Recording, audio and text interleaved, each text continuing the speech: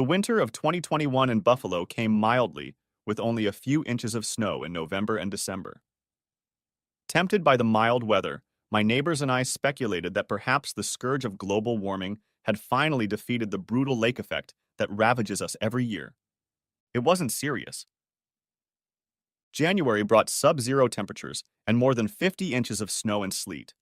Overwhelming proof that, at least for the moment, Jack Frost is still beating the crap out of Al Gore's inconvenient truth. Buffalo does a good job of clearing snow from the streets, but it was still a nasty drive for most of that winter. As the owner of my own company, Jim Carlisle Marketing, I had an easier time than most. I could usually work from home, a privilege I extended to my employees when the weather got particularly rough.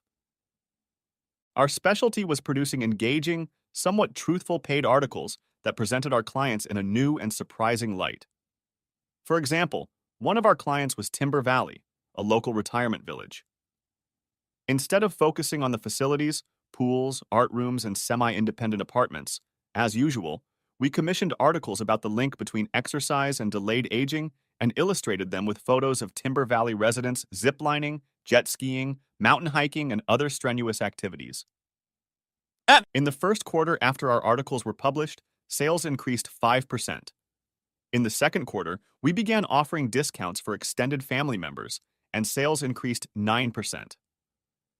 Later, when we introduced the hashtags #WildRetirement and #TimberValley4Life, sales increased 13%, and they continue to grow.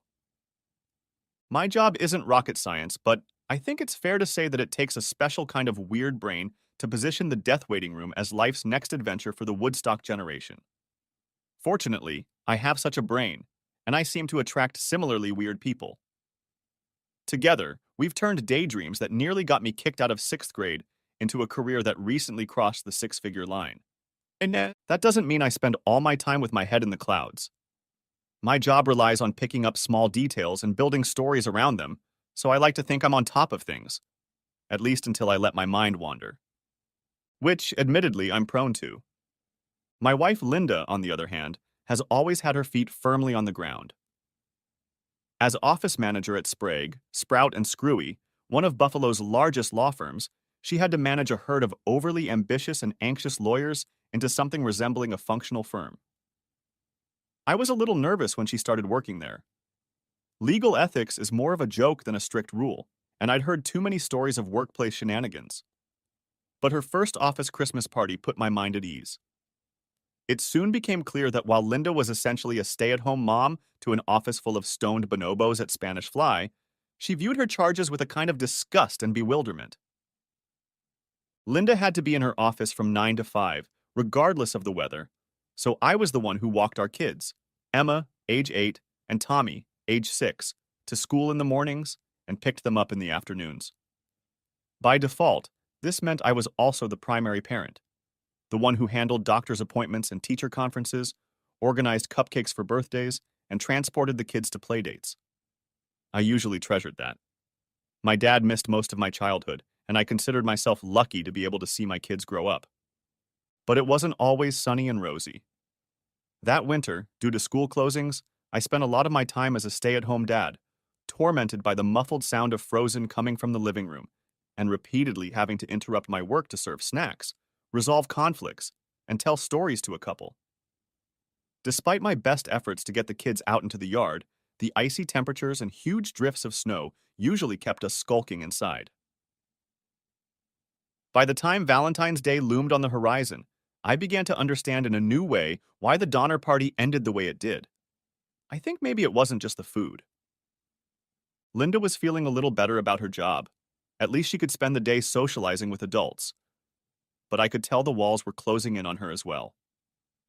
In a burst of optimism and desperation, she and the other wives in our circle planned a big Valentine's Day outing.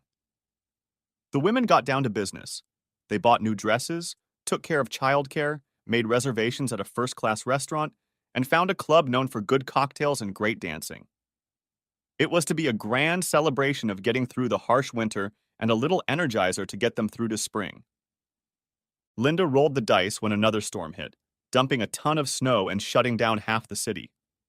The club closed, The restaurant canceled our reservation, and the state police advised everyone to limit travel to only necessary errands. Even if they hadn't all intervened, I'm sure Linda would have wanted to cancel the trip. The temperature was well below freezing, and her new dress and shoes would have looked strange over thermal underwear and wool knee socks. So on the morning of February 14th, I found myself shoveling 1.5 feet of snow off the driveway. Not that we were going to go outside anytime soon, but with 2 kids in the house, you can't afford to be snowbound. Besides, it gave me a little respite from listening to Frozen. The irony of Emma and Tommy's obsession with Frozen did not go unnoticed by me. If Disney's addictive nugget makes kids think of the magic of snow and ice, so much the better. As for me, my thoughts leaned more toward Jack London's Making Fire and that group of rugby players who crashed in the Andes in the 1970s.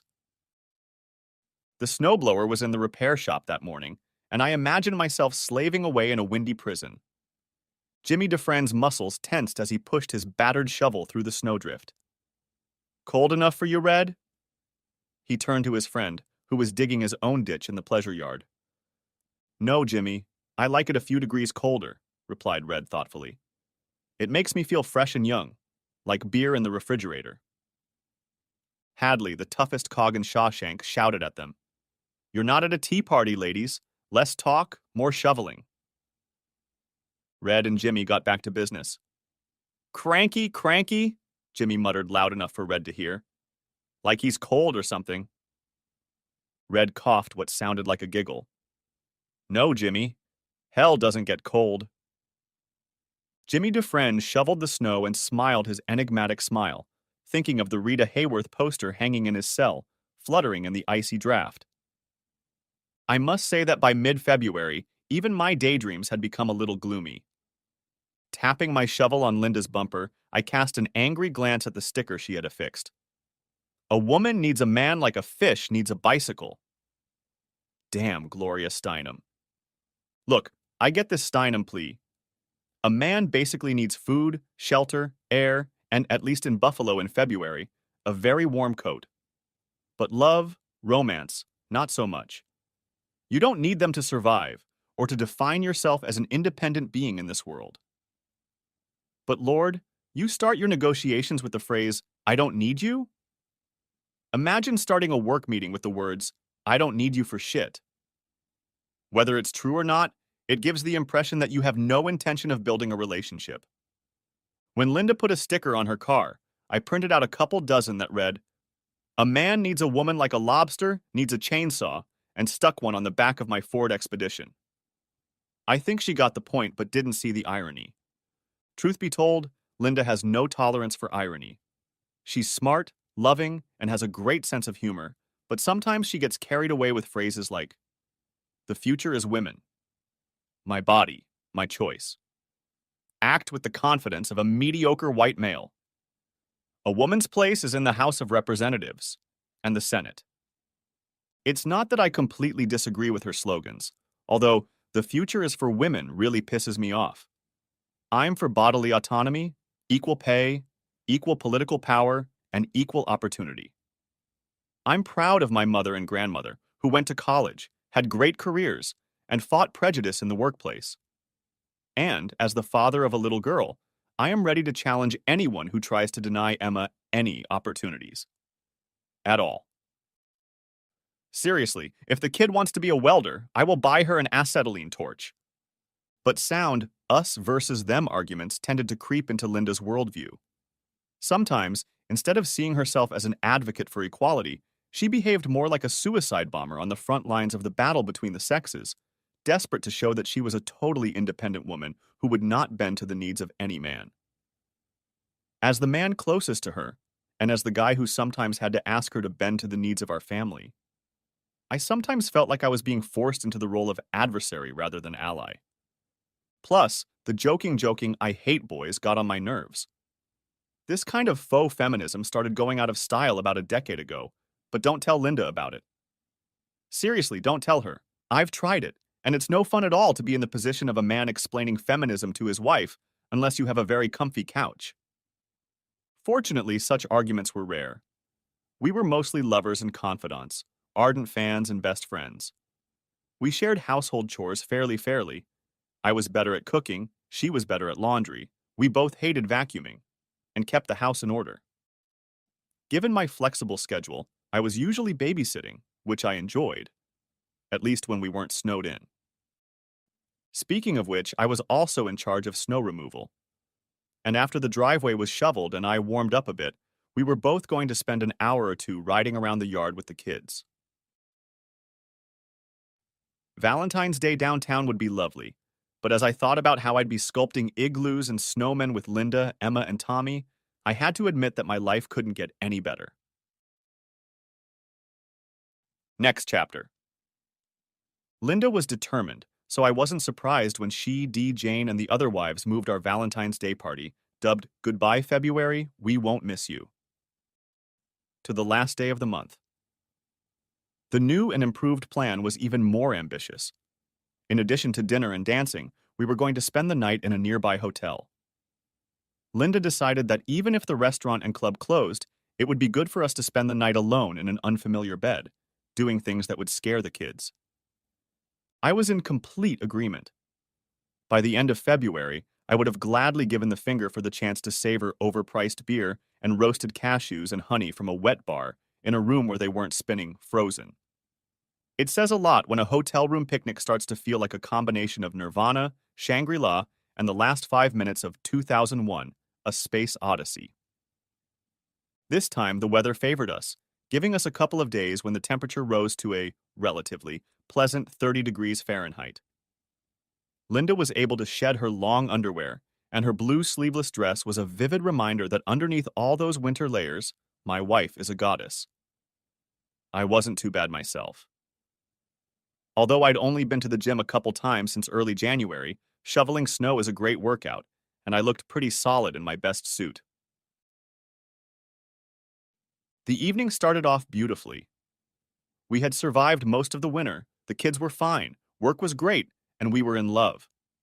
It's a cliché, but shared struggles do bring couples closer together, and we had never been closer than when we walked into Morrison's, the club where we were going to spend the night dancing before retiring to our hotel room for more delightful aerobic exercise. It was crowded. Apparently, we weren't the only ones desperate to get out of the house. It was a younger crowd, and I recognized a few players from the Bills, our hometown football team. On the dance floor, we are fluid movements. Poetry. Fred Astaire and Ginger Rogers, sans wig. Silver Linings Playbook, without the craziness. I unwind her, and her fingertips slide to the end of my hand. Her eyes stare into mine, burning with desire. She caresses my hand as I wrap my arm around her waist. Our legs are perfectly synchronized. Come here often? She sighs, her eyes glistening with desire. Only with the right partner, I whisper in her ear. She flinches. I'm the right partner? I wrap my arms around her. My eyes. The only partner. Her pelvis presses against me. Every nerve in my body. Her body is raw and hungry, desperately absorbing the touch of our skin through the clothes. Her breath hitches, and I can smell her, under the perfume, under the familiar bouquet of her shampoo, the musky, needy scent of my wife, my partner. I can feel spring budding inside me, coming alive after months of winter hibernation. It's nice when my daydreams match reality. When the music ended, we returned to the table. My goodness! Exclaimed Jane, fanning herself. I think you've melted the dance floor. Linda fancied herself as she reached her seat. No kidding, said Dee, her face flushed. Where did you learn that? We took dance lessons when we were in college, I said. It was an elective, and the professor took us as partners. It kind of became our thing. One of our things, Linda corrected me. The table erupted into laughter. I've got the next one, Linda, said Dee's husband, Dave. Dee smiled, and I assumed she had her own plans, but Linda quickly interrupted Dave. No, all my dancing tonight is for my husband. Then she looked at me, and her eyes softened. I think one or two more, she whispered, and I nodded my head. It was a perfect night. And then Marc Lavaliere showed up. Next chapter. When Linda dropped my hand and rushed onto the dance floor with Lavaliere, I didn't immediately realize what was happening.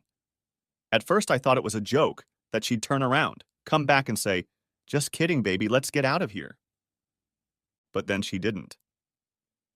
As I watched them move across the floor, it began to dawn on me that my wife had left me without a word. In the blink of an eye, I went from the spouse equivalent of a beach in Aruba to a snowbank in Alaska. I started to get up, but Jane put her hand on my shoulder. "Let her take this," she said. "It's Marc Lavaliere, the Bills' new quarterback." I brushed her hand away, but she clung to my shoulder. "Don't!" she hissed, her fingers clenched. "It's only a dance, Jim. Let her do it." I stared at Linda on the dance floor and felt numb, isolated. Looking at the smug smiles of the women at the table and the embarrassed expressions of their husbands, I felt exposed, humiliated. I had two choices: do as I was told and sit down like a good boy, or make a scene and make my humiliation even more public, even more embarrassing. "Screw you, Linda." I imagined how I'd act if this were a movie, if I were some international assassin or former Navy SEAL with a dark past. "Do you mind if I cut in?" I asked, walking up to the couple. "Find your own," Lavaliere grinned. "This one's already taken." "Yeah, she's taken," I growled. "She's my wife." "Jim, please," Linda said, keeping her eyes on Lavaliere. "Just one song." "I don't think so," I said. Lavaliere barely had time to turn away from her before he was stabbed in the back. Ibrahim Moises and Dan Smith, the Bills' quarterback and receiver, came out of the crowd, but Lavaliere put his hand up and they stopped. "I'll handle it," he said. "Hubby will be a good boy and let us finish our dance." I froze. The orchestra switched to a lilting instrumental composition. The talking stopped and the room fell silent. Behind me, a flock of pigeons took off. I wiped my lips. Blood. Smiling, I stood up straight, dropped my arms to my sides, and raised my eyes to Lavaliere. He grinned. "I don't think so," I growled. "I'm not going to lose to a tightwad who chokes on big punches." I snatched up my Springfield Armory M 1911A1 V12 dual pistol. The pistols exploded, taking out Moises and Smith. I ducked behind one of the tables as Lavaliere drew his weapon, a Beretta 92 FS Inox, and shoved Linda into the crowd. He fired twice. Dee's head exploded into pieces, and Jane coughed up blood after being shot in the neck. Good riddance. I rose from my hiding place, weapon at the ready. No. No. This wasn't an old John Woo movie, and it wasn't a nightmare. My wife was actually dancing with this asshole in a crowded club, leaving me behind while she watched him like he was hanging from the moon and stars. I had no weapons, no intrusive soundtrack, no line of attack near me. Yes, I was in good shape, but I was under no illusions about facing a handful of football players. And by the looks of it, my wife was. And that's the most important thing, isn't it? Because Lavaliere didn't drag her along. She went willingly. She dropped me like a hot potato, never looked back. Even now, her eyes were fixed on him as far as she knew. I wasn't in the room at all. Through the confusion and rage, questions rained down on me. What kind of woman does this? What kind of person? I won't pretend I wasn't in a blinding rage at Lavaliere, but was it his fault? Sure, he was a scumbag who amused himself by dancing with married women and humiliating their husbands, but I could hardly blame him for his infatuation with Linda. Besides, he had made no promises to me and was under no obligation to be faithful to me. But Linda, she owed me a lot. She owed me more than that.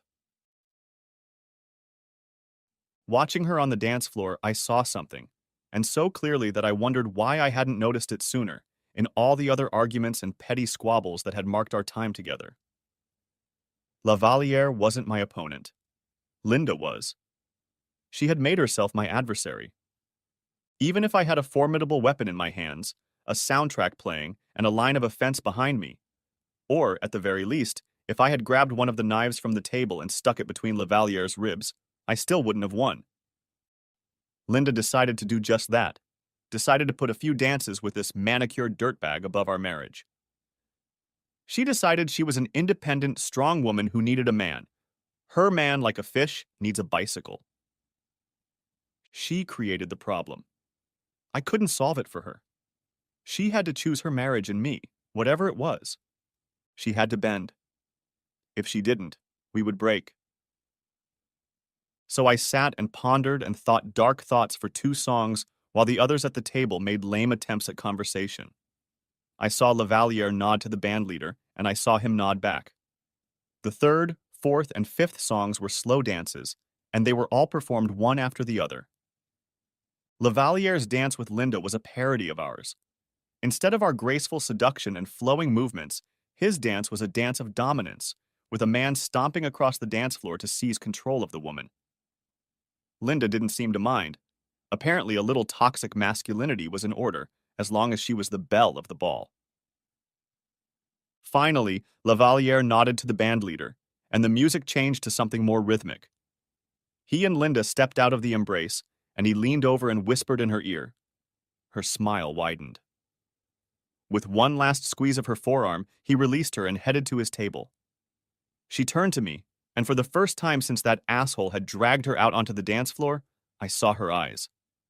Their sparkling brilliance faded at the sight of me. Saw her radiant smile turn into something cold and stiff and fake. Damn. Linda could be a pretty good actor when she tried, and she tried her best as she walked toward me. But she couldn't hide the look on her face that showed I'd gone from the love of her life to a problem to be dealt with. She was almost to her seat when Dee jumped up, her own glee giving a new impetus against the dull terror in my wife's eyes. "Linda, you were great!" exclaimed Dee. My wife's frozen smile widened and became genuine. My heart dropped even lower. When I stood up, the other couples in our group were looking at everything but me. Dee leaned over and whispered something in Dave's ear. His face turned red, and he put his hand to his mouth. What was he hiding? A grimace? A smirk? "Linda, I have to go to the bathroom," Dee said, her voice unnaturally bright. "Come with me." Linda looked at me again, and I saw her eyes sparkle. And I realized, shit, her body, her choice. Damn it. And then my wife left with her best friend, and I stood alone, feeling like the world's biggest jackass. My skin felt prickly, and I could feel the stares of the whole room on me. Saw the smirks, barely covered by my hands. I coughed.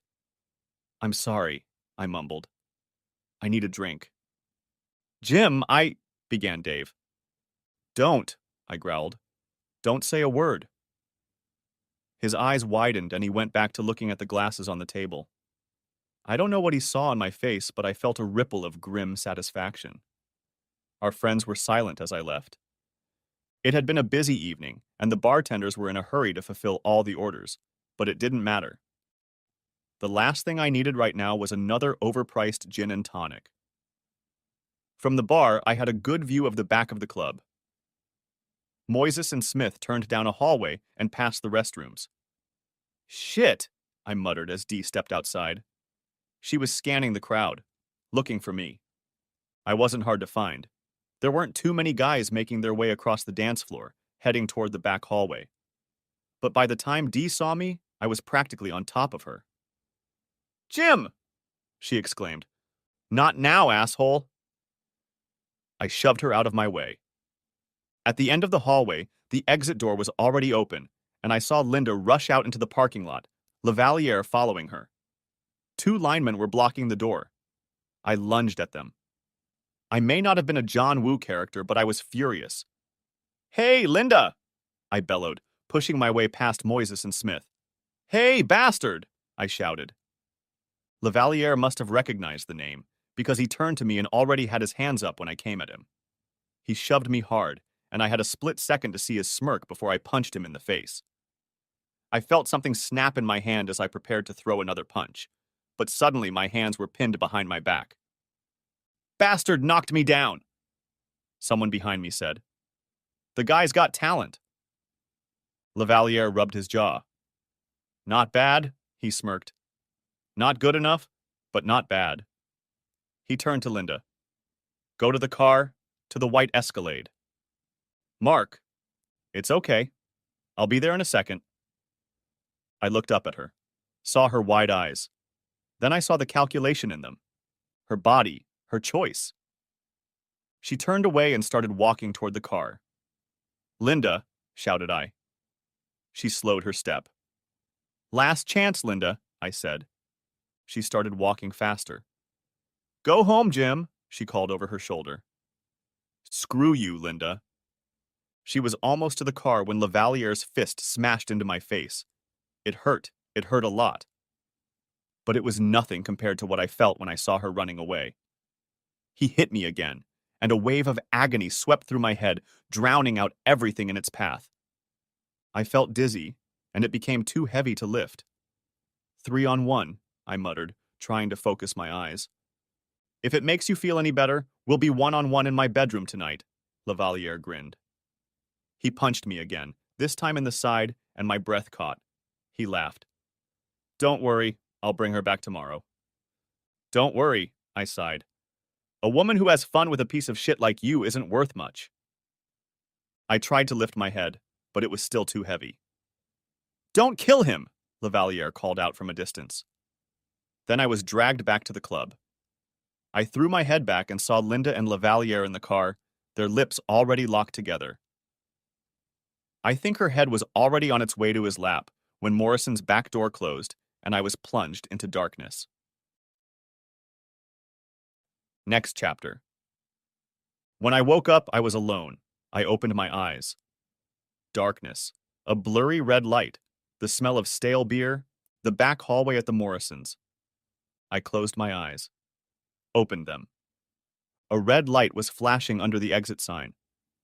I stared at it for a minute while my eyes focused, and I tried to figure out what to do next. Behind me, I heard the muffled sound of an orchestra. I tried to sit up, but my stomach cramped, and I barely had time to turn over before I threw up. It caused a coughing fit, and it felt like my lungs were trying to escape through my mouth. I tried to breathe deeply, but it hurt too much, so I held my breath, rising to my knees and then to my feet. I reached for the wall to steady myself. The flashing red light. I felt drunk and sick all over. I was swaying, but my legs didn't wobble. Good. Thoughts came slowly. I decided the first thing I needed to do was get out of the hallway before Lavalier's goons came back, or before someone else jumped me. I touched my cheek, and my hand felt clammy again. It wouldn't be a bad idea to hit the restroom. Clean myself up and get out as quietly as possible. Not make myself a target. Reassess. Make a plan. Step outside the vortex of, why did she do it? How could she? My body, That was filling my head. In the bathroom, I clutched at the walls of the sink, staring into the mirror. I had a gash from my cheekbone to my left temple. Shit. Was there a ring on it? And my left eye was already starting to swell. There was a bruise on my cheek and my lips were bloody. Thankfully, I wasn't wearing vomit. I cleaned myself up as best I could with paper towels and water while thinking about my next steps. Get out quietly. Call an Uber. Get to the hospital. That was the plan. The club's dance floor was crowded and I felt like a bag of broken china, so I made my way along the wall to the front door. As I approached our table, Jane saw me. Jim! She shrieked. Suddenly, all eyes were on me. Shit, Jim, are you okay? Asked Dave. No, Dave. I coughed into my hand. I'm not okay. Not even a little bit. We thought you left, Phil said. What happened? What the hell do you care? I wheezed. None of you. None of you bothered to check.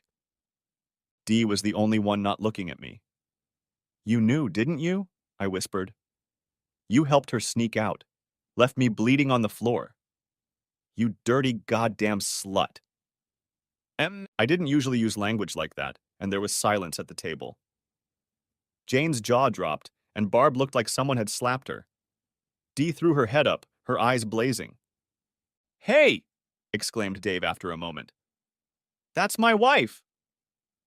"Don't tell me about your problems, Dave," I grinned grimly. "I've got enough of my own." I looked at the fury on Dee's face. She took offense. How adorable. I couldn't help it. I burst into laughter. It hurt like hell, but I couldn't stop. I started coughing, and blood splattered Dee's face. She screamed. I felt a spark of glee. I spit in her face. There was a lot of blood. "What the hell?" screamed Jane, her chair falling over as she jumped up from the table. "You don't know where I've been, Dee." I burst out laughing madly, feeling the copper taste in my mouth. "You don't know where I've been." I swayed, and my legs became rubbery. Enough fun, and more than enough Fight Club quotes. I left my former friends horrified as they tried to clean Dee from my blood. The doorman was another Hulk. "Well, unless it's a big man," he grinned. He lightly rubbed my ribs, and I felt something shift. "Have a good night, Mike Tyson." And then I was on the sidewalk. The air was icy, and my chest felt tight. My heart was pounding. "Screw Uber, I need an ambulance." I dialed 911. 9111, the voice on my phone said. "What's your emergency?" "I've been beaten up," I wheezed. "I'm in Morrison's, near the waterfront." Sir, a voice said. "Sir?" I tried to answer. It was cold on the sidewalk, but very cozy. Next chapter. When I woke up, my throat was sore, but at least I could breathe. The smell of antiseptic, the beeps, the hospital. Thank God. I opened my eyes. A large window overlooked the nurse's station. My right arm was bandaged and tangled in the IV tubing as I pressed the call button on the bed rail. After a moment, a nurse appeared there. "Don't try to talk," she said. "I'll get you some ice chips." A moment later, she returned. "The doctor will be here soon," she said, shoving a cup of ice into my hand and disconnecting the IV. "Phone," I wheezed. "Please." She took a clear plastic bag from the side table and carefully placed it next to me. "These are your personal belongings. I don't know where your clothes are." She laughed softly. "Then again, it doesn't look like you're going anywhere for a while." What a day. Today. It hurt to speak, but the melting ice helped. I found my phone in my bag. 27%. A few messages. Nothing from Linda. It's 4:30 Saturday afternoon. She picked up a chart from the edge of my bed. "You're at Buffalo Hospital. You've been under sedation since you were brought in last night." "My wife," I began. "We've tried to contact her, but she's not answering." "Don't!" I wheezed. The nurse looked at me in surprise. "I don't want to see her." I fumbled in my glass and took another ice cube. "It is hospital policy to contact the next of kin, Mr. Carlyle." "I'll call parents." I swallowed. "Keep my wife away." She blushed. "Yes, sir," she said. "Besides, the police have been asking about you." I threw her a questioning look. "It's standard policy to call them when someone comes in looking. Looking like you." "I can't talk to them right now." I closed my eyes in pain. "Later?" "Okay," she said softly. "Is there anything else I can get you?" "A phone charger." I gulped. "USB-C, please." "I'll see what we can find. If you need anything, press the button." She smiled at me as she walked away. I wondered if I was going to be the last serving of juicy gossip in the department. I texted the parents and recounted the gist of the story, then sent them Mrs. Porter's phone number and asked them to check on the kids. They said they would come visit, but they live in Leroy, so I figured it would take a couple hours. A few minutes later, they sent a text saying that Linda had picked up Emma and Tommy the day before. Apparently, Mrs. Porter was pissed that we left the kids until 3. Interesting. The next message was addressed to my friend Bailey. Well, he's kind of a friend, but he's basically my lawyer. We've known each other since college, and now he represents my business. It's weird having your contracts handled by a guy you used to do beer bongs with, but he's never left my side. I realized how important that was and how rare it was. Bailey, I need your help, I wrote. In the hospital. Buffalo General. Need to see you as soon as possible. It only took a moment. I'm with the kids, but I'll be there tonight. No need to leave the family hanging. It'll all work out tomorrow. I'm at the in-laws' house, man. The kids are watching Frozen. You're doing me a favor. Maybe I should consider moving Bailey into the mostly a friend and also my lawyer category. Next chapter. Dr. Patel came by a little later and told me I was very lucky. Seriously, is this a requirement for doctors? Do they ever tell patients they're damn unlucky? I dislocated my wrist from hitting Lavaliere's jaw, but other than that and a dislocated shoulder, all my limbs were intact. I took a few hard blows to the face and a minor concussion. It took 10 stitches to close my cheek, but nothing was broken. Patel said the scar would give me some character. He was a disturbingly cheerful guy. Below my neck I had 3 broken ribs, one of which had punctured a lung. I had a chest tube inserted, and the lung began to fill with air again. My chest was wrapped up like a mummy, and Dr. Patel predicted that I would have to stay in the hospital for a couple more days. That, at least, was good news. The last thing in the world I wanted to do was go home to my blushing fiancée. I was still awake after the doctor left, so I checked all social media. Jane's Facebook page had posted a clip of Linda and Lavaliere dancing. She didn't name names, but Mrs. Weatherspoon, a widow who lived in our neighborhood, tagged Linda and me. Damn. I didn't bother reading the rest of the comments. I was already uncomfortable. Typing Morrison and blood into YouTube, I found a couple videos of me coughing on D. One of them, titled Drunk Guy Vomits Blood, even showed me getting clipped by a doorman. Someone posted a little footage of me being scraped off the sidewalk by paramedics. According to Morrison's Lavaliere, and there were videos of Lavaliere and Linda dancing, and a few of me looking like a volcano waiting to erupt. One of them, posted by Moizu, was titled, My Boy is a Bull. It depicted the whole scene. Lavaliere walks over to the table, picks up Linda, and leaves me with a sagging jaw. Throughout it all, Moizu kept up a running commentary, switching from Linda and Lavaliere to me. Lavaliere's hands on Linda's ass. My unblinking gaze, fingers clutching a steak knife. What are you going to do with that knife, boy? Linda presses herself against Lavaliere's ass. Fury. Is the baby going to cry? Laughter. I watched to the end. Watched the play of expressions on my face. Confusion, disbelief, anger, hurt, rage. I bookmarked the whole thing and then watched the video of me spitting on D a couple more times. It hurt to laugh, but still made me feel a little better. After that, I was completely exhausted. I curled up in the pillows. Next chapter. Bailey walked in with 2 cups of coffee. From the nurse's room, he said, handing one to me. Bailey, you old son of a bitch. I laughed. You've only been here 5 minutes and already you've charmed the entire staff. I took a sip and almost spit it out. Damn, you call that dirty coffee? He chuckled. He's doing his thing, JC. Now tell me what happened. After I told everything, Bailey looked grim. I've heard stories like this before, he said. Believe it or not, you were lucky. You and Dr. Patel should take your show on the road, I muttered. I'm not having much luck right now. There's a lot you don't know, JC. There are rumors on the streets about Lavaliere and his gang. It seems our glorified tight end has gotten involved with some pretty bad players. In the off-season, he trades himself and his teammates to some cuckold. They seduce married women and then blackmail their husbands. If they got to Linda, that means they've already got other wives in your group. Hell, Morrison is their hunting ground. I thought of D. It was all coming together. How did this not make the news? If I'd known?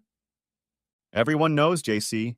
The editor of the Buffalo News, the mayor, the police chief, the judges, the NFL commissioner, they're all being blackmailed. They even killed one guy. The official reports say it was suicide, but man, who shoots themselves in the back of the head and then takes their own heart, kidneys, liver, and lungs? Black market organ harvesting, exclaimed I. How? That's just the tip of the iceberg. Blackmail, extortion, human trafficking, suicide pods, and at least one playoff game that was probably rigged. They'll get more than a 5-yard fine for that, I growled.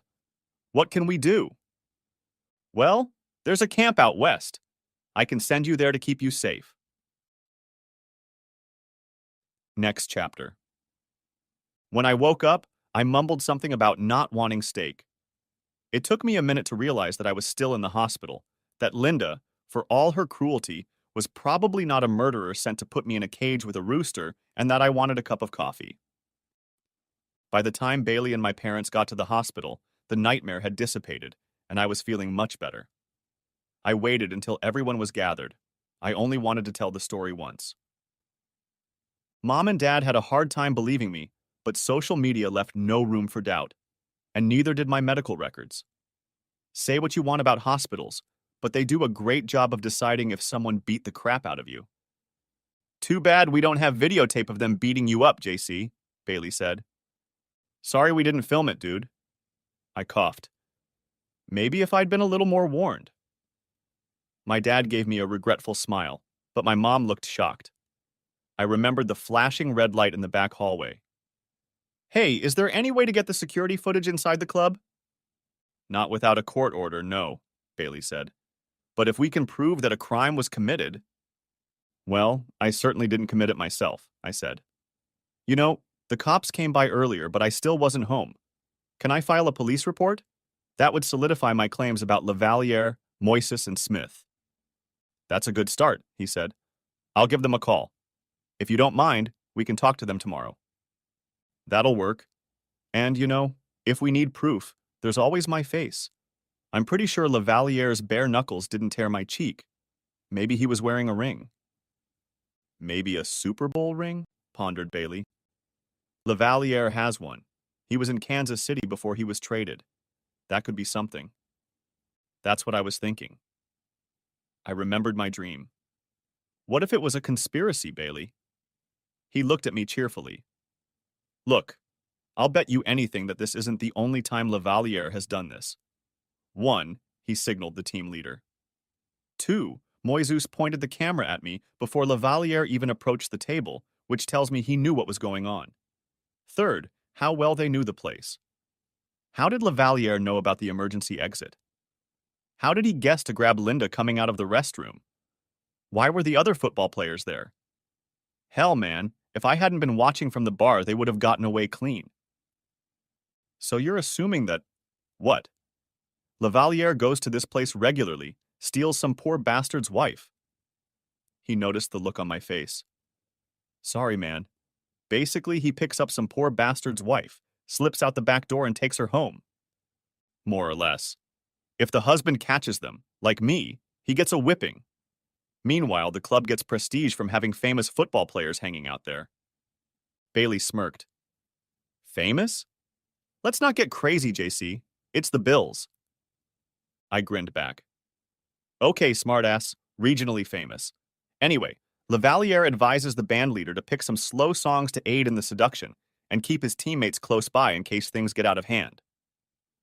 He looked thoughtful. Interesting theory, but how do you prove it? If he's done this before, he's probably left a trail of videos like the one from last night, not to mention a lot of pissed-off husbands who'd be interested in telling their stories. I'll check social media, maybe send out a few messages. We'll see what we can find. I leaned back on the pillows. My mind was spinning with unanswered questions and possible leads, but I needed to focus on what was most important, Linda. While we're sorting all this out, could you find a divorce attorney for me? Maybe someone from your firm? Divorce. My mother sighed. Jim, that's so fast. Are you sure? I looked at my father. His eyes were sad, but he gave me a slight nod. Mom, she cheated on me. left me humiliated in a public place, turned her back on me when I got into a fight trying to protect our marriage. Now I don't feel safe living in the same house with her.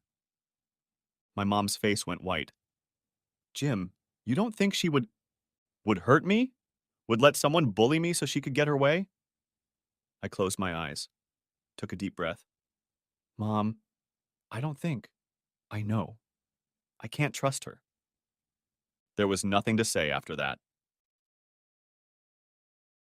Next chapter. I did my investigation and Bailey did hers, and when we met with the police on Sunday afternoon, we already had every reason to make a case. They were skeptical of my story, but when I showed them the video footage from Friday night, they perked up. After I showed them a series of videos of Lavaliere at Morrison's over a 6-month period, their smirks disappeared. I think when combined with my medical records, the story began to make sense to them, too. Later, my parents brought the kids to me, and we had a great time curled up on my hospital bed, watching Frozen on Emma's iPad. Given my mom's reaction to my divorce filing, I expected her to be in favor of reconciliation, but she surprised me. On Sunday, according to Dad, she read Linda the Riot Act. I never found out what she said, but it was clear that Linda wasn't coming to the hospital anytime soon. As I watched Frozen with the kids, I came up with some great revenge scenarios, but they were just dreams. I couldn't fight. I couldn't maim. I didn't have the money to kill Lavaliere, and I wasn't about to send the mother of my children to a Mexican brothel. After all, I had a good lawyer, a moderately healthy bank account, a growing business, and a knack for telling stories. Good stories. Convincing stories. I started thinking about storytelling, about public storytelling. Given my line of work, I'm surprised it's taken me this long. Blame the concussion. Jane's post got a couple hundred comments, from people berating me for being a wuss to people berating Linda for being a phony. Pretty much what I expected. I created my own post, which I've linked to. Dear friends, family, and neighbors, as you may have heard by now, Friday night my wife Linda cheated on me. You may have seen the videos of her dancing with Mark Lavaliere, our city's celebrated quarterback.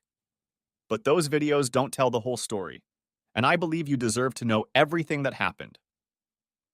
I have outlined my story and provided links to all the videos I have collected. I noted everyone involved, including Moises, Smith, Lavaliere, Morrison, and the people sitting at our table. I even found the Facebook page of the band that was performing that night and plugged them into the conversation. And finally, I summarized it. That was it. My wife cheated on me with one of the most famous sports stars in town. When I objected, he and his teammates sent me to the hospital. As far as I can tell, this was done with the consent, and in some cases, the active support of our friends, the club we attended, and even Morrison's house band. I pride myself on taking care of my family, but when you have the Bills' offensive line in front of you, a table full of traitorous friends, and a wife who has decided that a night of fun is worth more than her marriage, well, there's not much you can do. I have already filed a police report detailing the events of that night and will begin divorce proceedings against Linda as soon as possible. In the meantime, I hope all of you will take this opportunity to think about what each of us owe each other. Think about loyalty. Think about love. Think about friendship. And while you're here, think twice before you go to Morrison's on Friday night. Bailey thought it was a bit instructive and probably bordering on online harassment. Then a random Generation Z kid, who happens to have a grandfather in Timber Ridge and happens to love ziplining, dramatically read my post on TikTok, and the whole thing went viral. Needless to say, Bailey went into apoplexy. Fortunately, the district attorney wasn't as concerned about online harassment as she was about physical assault, and she secured a court order requiring Morrison's Club to produce the recordings made on February 28th. At first, club management balked, claiming that the security cameras weren't working that night. But when the DA expanded the court order to include 12 other nights when Lavaliere was videotaped dancing with another man's wife, apparently they decided the case was done. The DA also demanded that Lavaliere turn over his Super Bowl ring for examination, which caught the attention of Bills' management. He, Moises, and Smith were suspended. It didn't mean much, since the season was already over, but it's the thought that counts. Meanwhile, Bailey found me a divorce lawyer. Dolores Cartwright was ingenuous, straightforward, and thankfully, willing to make a home visit to the hospital. In the absence of any real evidence of adultery, we settled on an irrevocable separation.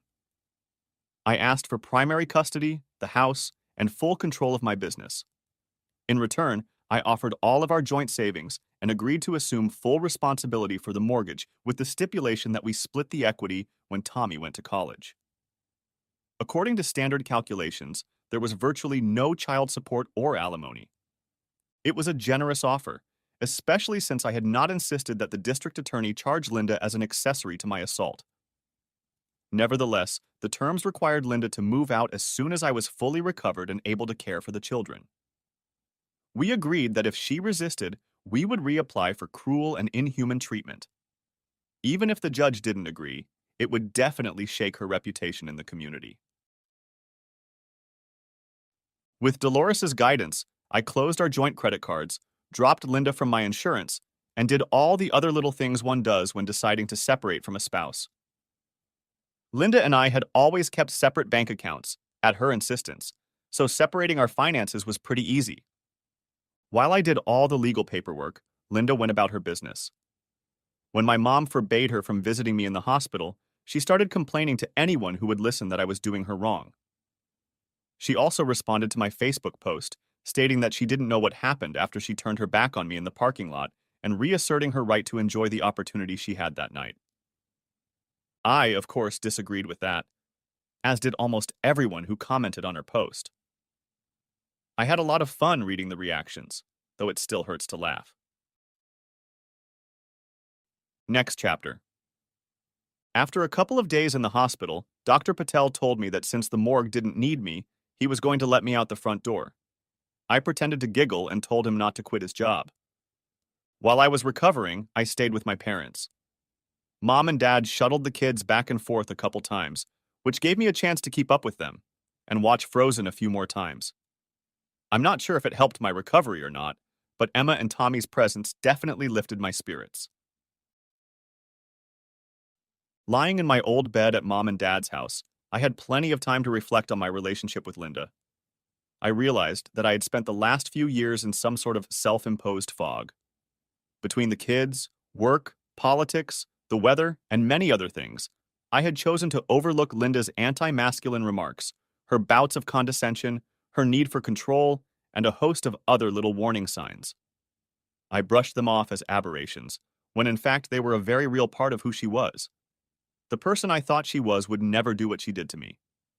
Consequently, the person I thought she was, well, it wasn't the real Linda. After a week, I felt much better. It took time for the bruises to fade, the scars to heal, and the splint to come off my arm, but I could already walk, dress myself, and breathe almost normally. By then, Linda had received my divorce petition. Bailey hadn't heard back from her yet, but my parents had. She wanted to talk. I sent her a text, setting up a meeting at my parents' house. When she walked in wearing a blue dress, thankfully not that blue dress, I had a sense of déjà vu. I remembered the last time we were together. Her in a blue dress, me in a suit, going to Morrison's. I thought about how one night had illuminated so much in our relationship, and, in the clear light of day, how the relationship I'd been thinking about had evaporated. And yet, even when feelings have faded and hearts are broken, manners remain. "Linda," I said, "you look good." Linda smiled shyly at me. "You too, Jim." The lie sounded almost sincere. Her gaze scanned the stitches in my cheek, my black eyes, the splint on my arm, and she looked away. "Thank you for agreeing to meet with me." I shrugged. It was bound to happen. We have 2 kids. We should be able to get along with them, if not more. I pictured Atticus Finch, Perry Mason, Longfellow Deeds, people who would have the words, the eloquence, the righteousness to face this moment and win. No, it had to be me, my words. And the usual script was no good. What do you think is going on here, Linda? What do you want to get out of this little conversation? Linda paused for a second. I wasn't saying the phrases she wanted to hear. Jim, if I had known I was going to hurt you, I would have never. Stop it! Snapped at me. She jerked as if I'd slapped her. Stop saying, it didn't mean anything. It was just one night. It was just sex. Just stop. And while we're doing that, let's skip the next part. If you let me have that night, if you didn't follow me, it's your own fault you were hurt. Let's just skip to the end.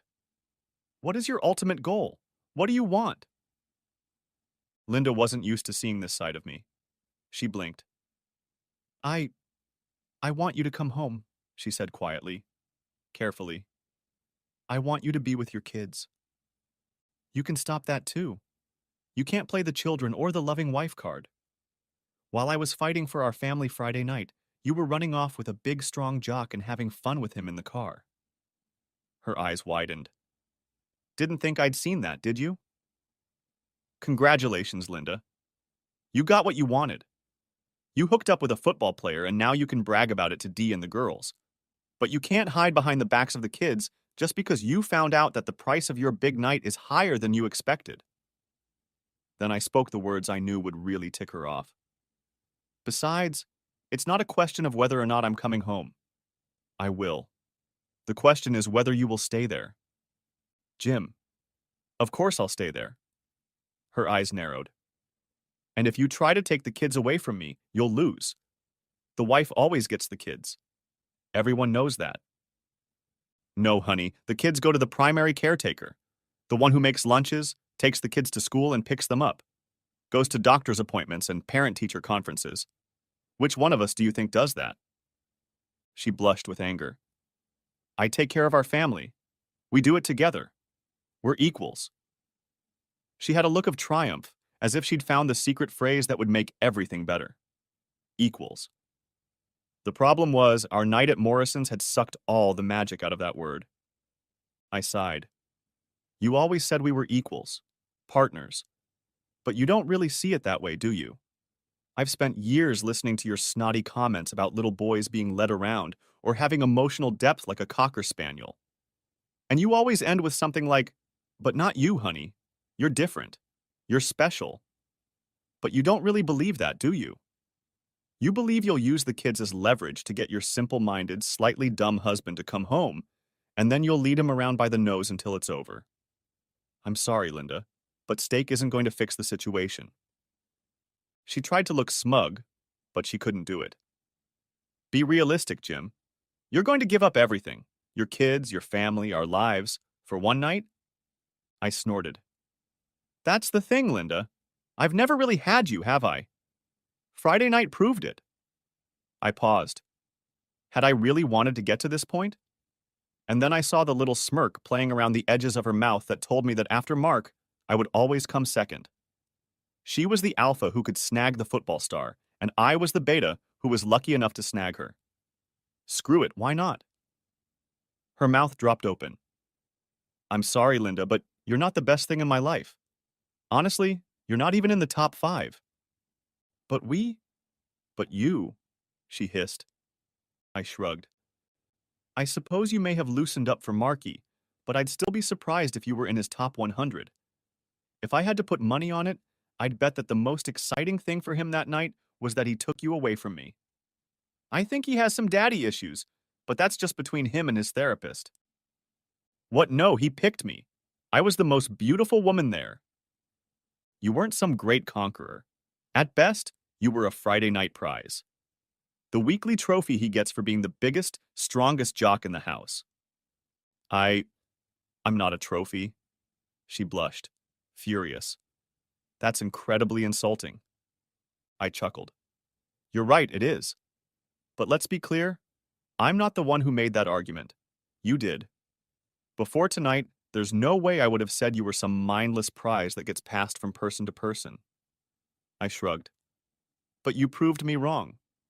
You showed me that you wouldn't hesitate to sell out our marriage, our family, and even yourself for bragging rights in some fanciful Cinderella fantasy with a second-rate celebrity.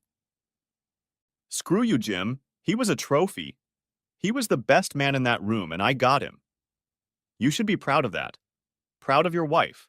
But your ego can't handle it. I wondered if she could hear the words flying out of her mouth. Whether she realized that with each syllable, she was throwing another shovelful of dirt into the coffin of her marriage. I knew I couldn't get through to her, but something, maybe our time together, or the love I still felt for her, compelled me to try. Toxic male ego, huh? I've been waiting for this one.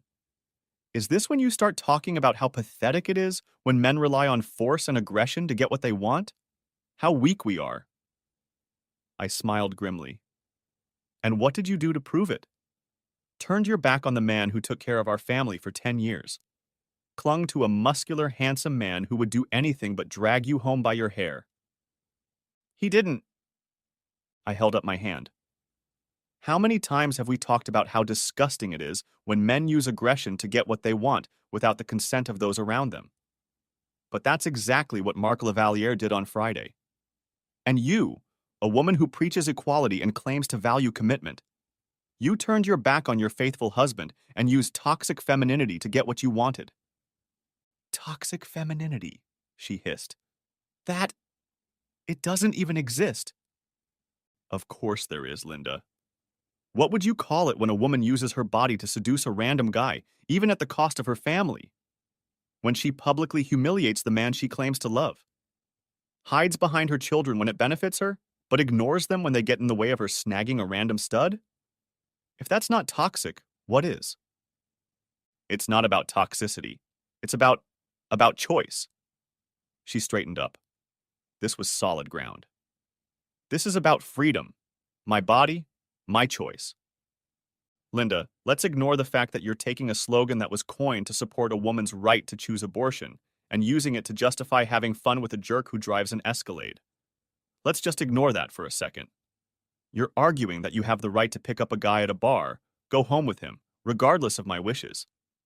Is that more or less your position? Yes, but... Let me finish. You're talking about choices. Now you chose to marry me too, to build a life, to have children together. When you made that choice, I didn't twist your arms, right? Great. Yes. She stared at me. Linda, those options, having fun with no one and having a family with me, can't coexist. You have to choose one or the other. For most of our marriage, you chose the kids and me. At Morrison's, you made your choice. And because you changed your choice, I'm changing mine. You have no right to... I slapped the table. I have every right. I stared at her.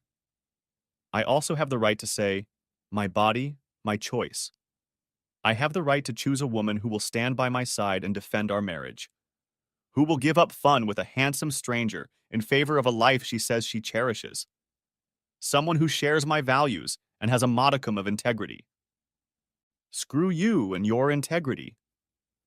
Her face turned purple, and I wondered if she was about to hit. You don't have the courage to deal with it, so you run away like a hurt little boy. And you hide your behavior behind your children and a vague idea of yourself as a free, independent woman. Let's get this straight. You claim that women are equal to men. And by the way, I agree with that. But if that's true, then they have equal responsibility. Have you ever heard the phrase, with great power comes great responsibility? Is that a quote from Obama? She rolled her eyes. No, it's from Spider-Man. Linda grinned, and I smiled back. Sure, Stan Lee isn't a feminist theorist or a famous social critic, but he's relevant here. You demand equal power in our relationship, but you refuse to take equal responsibility. You want to be a big, strong woman making her way in the world, but when it suits your purposes, you happily hide behind the prejudice that women are automatically better parents just because they have a uterus. You want society to ignore your body in the boardroom, but you're more than willing to pounce on it in the club, the bedroom, or the courtroom. You want the immense power that is given to an equal partner, but you don't have the courage to take on the immense responsibility to exercise that power honestly. That's nonsense. I simply refuse to. I refuse to let a man define me. You are not my master. You are not my overseer. That's enough, snapped I. You think you're a radical, but at the end of the day, you're just another woman watching two boys fight over her and spread her legs for the winner. Nothing could be more simple, more boring and traditional. Honestly, it went on from there. Epilogue. A couple days later, I moved back home. To the guest room, of course. Although I would have preferred to avoid Linda completely, her job still required her to come in between 9 and 5, and she relied on Mrs. Porter, who was still mad at her, to handle the kids in the mornings and afternoons. Emma and Tommy were suffering, and it was time for me to step in. Back home, I quickly got back into my old routine, combining work and childcare. As for Linda and I, we managed to avoid fighting in front of the kids, mostly by avoiding each other completely. I consider that a victory. Meanwhile, my various legal proceedings continued to slowly move forward. It turned out that I had indeed left DNA on Lavaliere's ring. This, combined with the surveillance footage in the parking lot and in Morrison's back hallway, proved conclusively that Lavaliere, Moises, and Smith had ripped me off. They became attorneys and were able to plead guilty to third-degree assault, which entailed a small fine. On the other hand, they also had to pay my hospital bill. And by the next season, Lavaliere was traded. I hear Detroit is even colder than Buffalo. The assault conviction came in handy when Lavaliere's 10 victims, including me, filed a class action lawsuit for intentional infliction of mental anguish. Moises diligently recorded Lavaliere's nights at Morrison's, and his video, complete with commentary, was eventually played in court. All of the plaintiffs received 7-figure sums. My case involved a 7-figure sum after Bailey received his share. He also received a portion of the 6-figure sum we received from Morrison's for their complicity that night. Needless to say, the videotape of the bouncers' lovemaking came in handy. I'm still trying to figure out where Bailey is on the lawyer-friend spectrum. Linda hired an attorney, who I assume took one look at the whole mess and advised her to sign the papers. Eventually, she gave in, and we began the process of learning how to co-parent. Our conversation at my parents' house made it clear that we were both carrying a lot of baggage, and it was affecting how we behaved with our kids, so we started seeing a psychologist to help us build a less toxic relationship. It took a long time and a lot of yelling, but we found a way to treat each other with civility, if not warmth. We sent the kids to therapy too, but kids Emma and Tommy's age are usually pretty resilient, and eventually we came to a point where we could be in the same room without monsters from the past rearing their ugly heads. After that night, I never saw the pair again. I had heard rumors that Dee and Dave had broken up and Jane and Phil were having problems, but I never tried to follow up on it.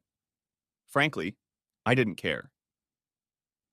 And so, a year later, I found myself without a wife, but with a fat bank account full of Marc Lavaliere's money, most of which I had poured back into my business. I was still the primary caretaker of my children, and miracle of miracles, they had moved on from Frozen. Now they were all excited about Wall-E. It's a good movie. I give it 6 months before I learn to hate it. Life has gotten a lot better. While I'm still working through some of the moments from that night, I'm also gathering a new group of friends. I can imagine that in the not-too-distant future, I'll be ready to date again. At least on those nights when Linda is with the kids. But not all scars have healed. I still hate watching the Bills and have become the only Dolphins fan in my neighborhood. Prejudice is real. The end. Thanks for watching. I hope you enjoyed it. So subscribe to my channel and watch the next video.